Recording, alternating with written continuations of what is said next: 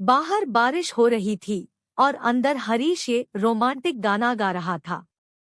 हाथों में गर्मागर्म अदरक वाली चाय का प्याला, रात का सन्नाटा और हमदम का साथ, शायद इसी को जन्नत कहते हैं।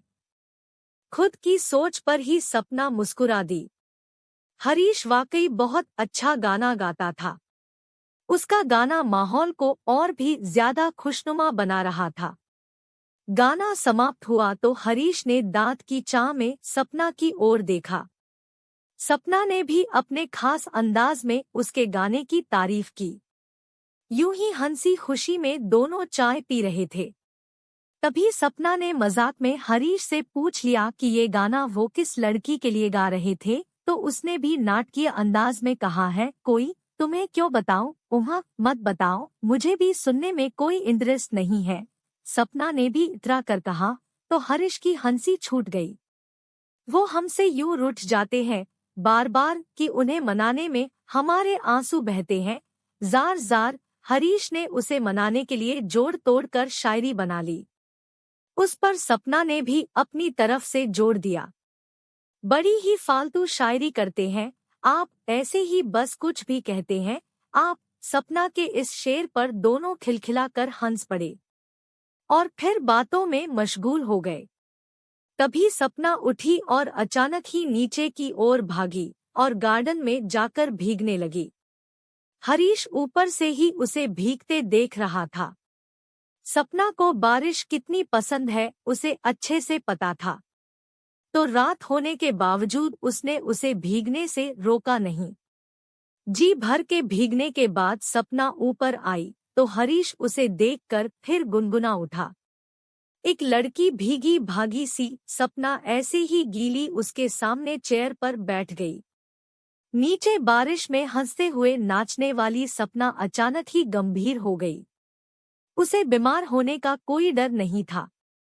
हरीश ने उसे कपड़े बदलने को कहा तो वो बोली, हरीश, अब तुम जब तक मुझे उस लड़की के बारे में नहीं बताते, मैं ऐसे ही सारी रात यहाँ गीली की गीली बैठी रहूंगी। मैं अगर बीमार पड़ गई तो याद रखना इसके भी जिम्मेदार तुम ही होंगे। ये बात सपना सीरियसली बोल रही थी। हरीश सपना के उसके प्रति पागलपन से अच्छी तरह वाकिफ था। सपना को समझाने की गरज से उसने कहा, सपना, मैंने तो मजाक में कहा था जान, तुम्हें चिढ़ाने के लिए मैंने ऐसा कहा था, वरना तुम तो मुझे बचपन से जानती हो। मेरी जिंदगी में अब कोई नहीं है और न ही कभी होगा। तुम आज फिर से बहक रही हो। मैं बहक रही हूँ? मैं क्या, मैंने तुम्हें रंगे हाथों नहीं पकड़ा था रूही के साथ? बोलो। सपना और हरीश बचपन के दोस्त थे। कॉलेज में उन दोनों की दोस्ती रूही के साथ हुई और वो भी उनकी बेस्ट फ्रेंड बन गई। हरीश और रूही एक दूसरे को चाहने लगे थे। सपना ये बात जानती थी। हरीश सपना को बस अपना बेस्ट फ्रेंड ही समझता था, मगर सपना उसे बचपन से प्यार करती थी और उसके साथ ही शादी करना चाहती थी। सपना हरीश के प्रति पागलपन की हद तक पजेसिव थी। वो हरीश को कभी किसी लड़की के साथ नहीं देख सकती थी। रूही के साथ भी हरीश अगर ज्यादा बात कर लेता था तो वो बिदक जाती थी और 2-3 दिन तक उनके साथ बात नहीं करती थी। फिर हरीश के बहुत मनाने के बाद ही मानती थी। अब ये हमेशा की बात हो गई थी। रूही में सारी खूबियां होने के बावजूद हरीश के घरवाले उसे अपनी बहू नहीं बनाना चाहते थे, क्योंकि वो दूसरे समाज की थी। हरीश भी ये बात अच्छी तरह जानता था कि उसके परिवार वाले इस शादी के लिए कभी नहीं मानेंगे। रूही भी समझदार थी, इसलिए दोनों ने समझदारी दिखाते हुए अलग होने का फैसला कर लिया और सपना का रास्ता साफ हो गया। उसने साम दाम दंड से हरीश से शादी रचा ली। शादी के बाद भी सपना का यही हाल था। वो बात बात पर हरीश पर शक करके उसे परेशान करती रहती थी। हालांकि वो हरीश का बेहद ध्यान भी रखती थी। उसके मुंह से निकलने के पहले ही सपना हर बात समझ जाती थी। हरीश भी छोटी से छोटी जरूरतों के लिए सपना पर ही निर्भर था। सपना ने घर भी बड़े ही अच्छे तरीके से संभाला हुआ था। ऐसे ही जिंदगी चल रही थी कि एक दिन हरीश को रूही का फोन आता है। वो उससे मिलना चाहती थी। ये एक फोन हरीश और सपना की जिंदगी में तूफान खड़ा कर देता है। हरीश और रूही एक रेस्टोरेंट में मिलने का तय करते हैं। सपना के स्वभाव को देखते हुए दोनों सपना को कुछ भी नहीं बताते, मगर सपना ने किसी तरह दोनों की बात सुन ली थी, पर उसने हरीश पर ये जाहिर नहीं होने दिया। दूसरे दिन तेज बारिश हो रही थी।